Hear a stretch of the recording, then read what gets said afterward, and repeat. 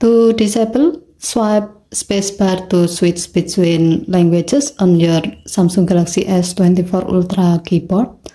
First, you have to set language switching method to language key only.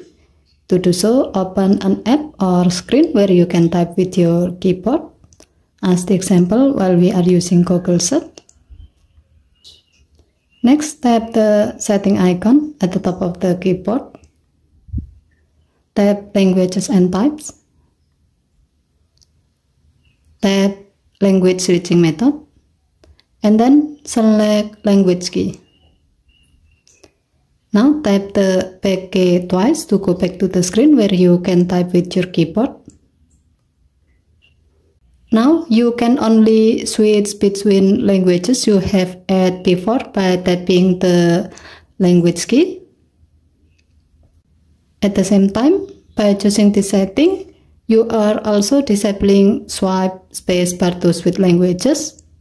As you can see, when you swipe the spacebar, it will not change the language, it will just insert a space on the text field. Okay, thank you for watching. Have a nice day.